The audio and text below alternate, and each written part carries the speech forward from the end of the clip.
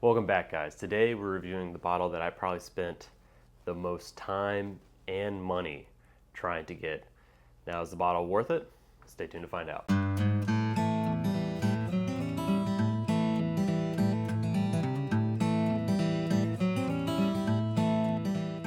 Welcome back to the Bourbon Retriever, where I go on the wild, hunt bourbon, and bring it back for you.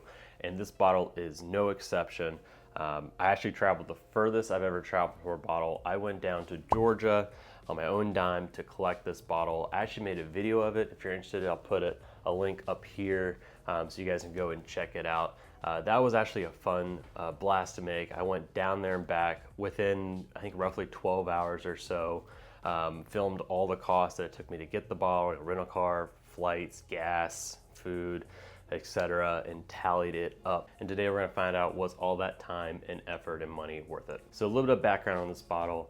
13th Colony has been in operation for roughly 15 years, and this bottle was to celebrate that.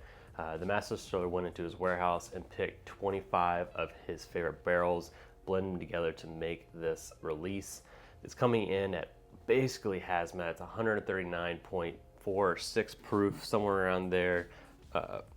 It's actually 139.2. Sorry, guys. They made a little over 3,000 of these bottles, and I was lucky enough to win this in the lottery. 13th Colony did a little release for these because they're really hard to get. Basically, they're only distributed for a couple of states, plus Seal Box and Bourbon Outfitters for you who don't live in those states. But 13th Colony, on top of that, released some from their distillery. They only released 90 bottles, but the catch was you had to go down and pick it up yourself. So the youngest barrels in this were 8 to 9 years old, on the upper end of that 8-year age statement. Of the 25 barrels, that was the youngest age stated product. They don't say how old the oldest barrel was, but if I had to guess, they probably were roughly all within a year or two of that time frame. And lastly, the MSRP in this bottle is $169.99. That is not cheap. It's over the $10 a year age statement. Plus I had to go down and get this bottle, so it was not a cheap acquisition, but let's go ahead and jump into it and see if it was worth it.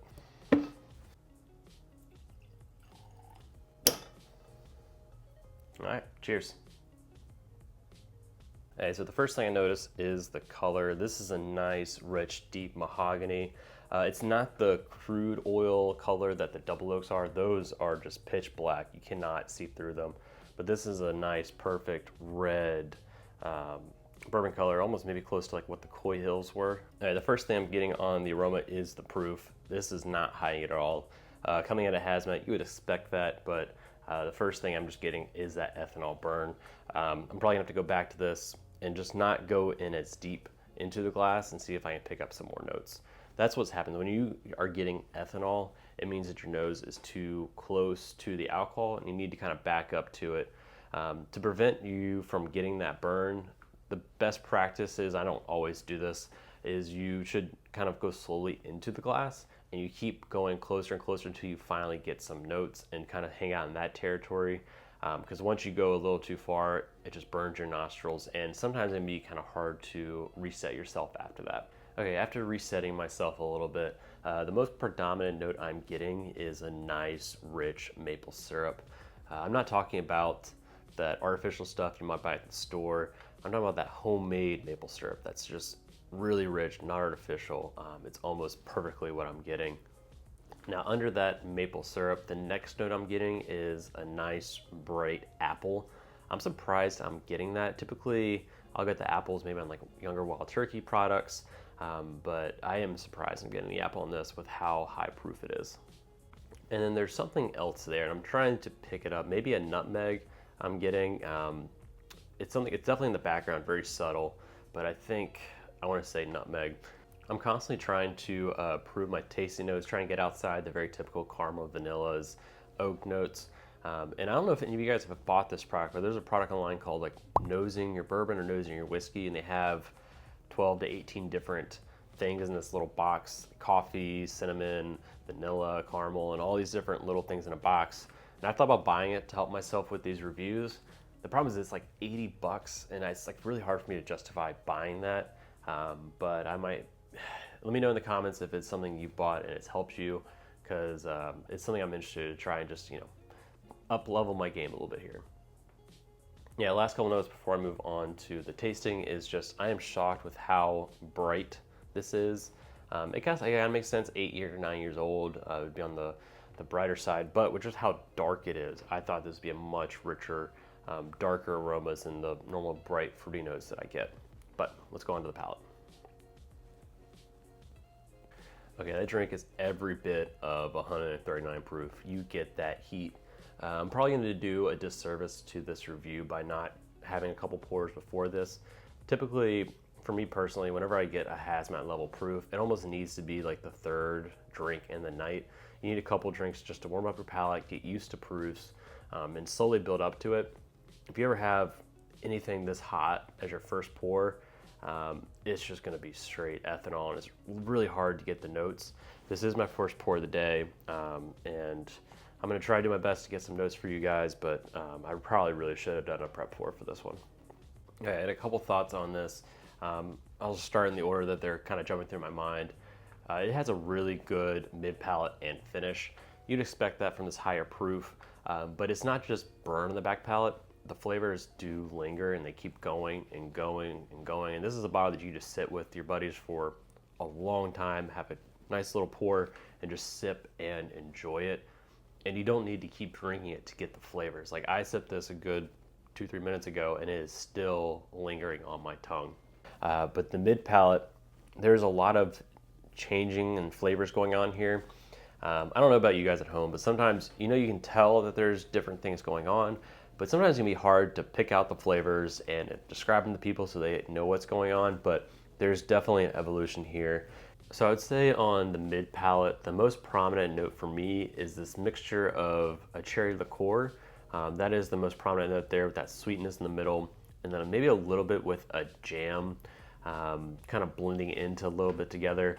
That is the most prominent kind of back and forth notes I'm getting in the middle. And then on the back end, I wouldn't say it's necessarily turning into a creamy, but it's definitely maybe a little bit more towards a buttery finish.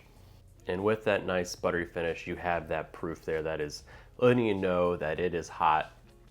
This is not a pour I would pour for any beginners because that proof is just going to overwhelmingly dominate their palate and they're going to get almost nothing.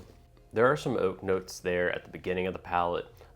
It's a nice balance in the oak. It's not over dominating, which you would expect from 8 to 9 years. Not crazy, but it's definitely there and a nice little balance with the sweetness. Probably my main critique of this bottle so far is the proof.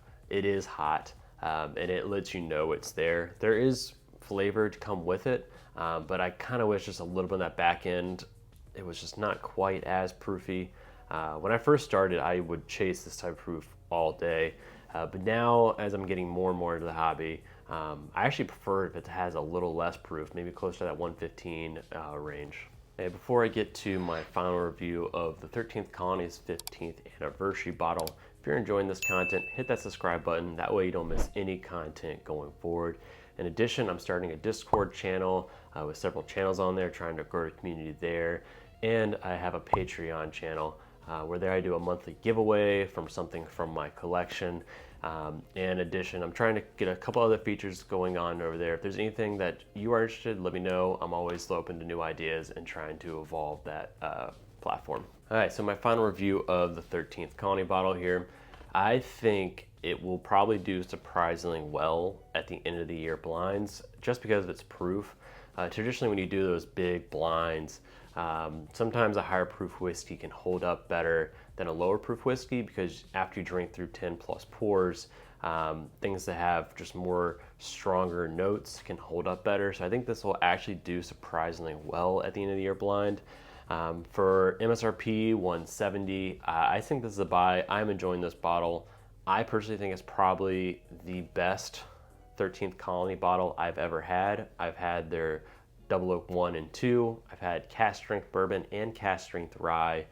I've had different of the cask strengths. I know I've had the Bourbon Junkies pick. I've had Whiskey Rose pick and a couple other channels. And I'm telling you, I think this is the best thing that 13th Colony has put out. Now, unfortunately, this has come and gone, so you can't really buy them anymore. So your best option is either buying them at secondary stores or trying to trade into one. If you're a 13th Colony fan, yes, try and trade into one. The people who should trade in this, if you like high proof whiskey, go for it. It's not going to have any of your darker notes that you typically get from higher proof, so go into knowing that. Like if you love stags, this is not a stag at all. Maybe closer to like when we have blend straight from the barrel, that type of nice sweetness notes. So you just got to know going into that. I personally probably would not trade into it. I'm happy at the 180. It's hard. I don't think it's going to be worth trading into at the higher prices than that, but if I had the option to buy more of them at that 180, I would. I'd buy another backup bottle.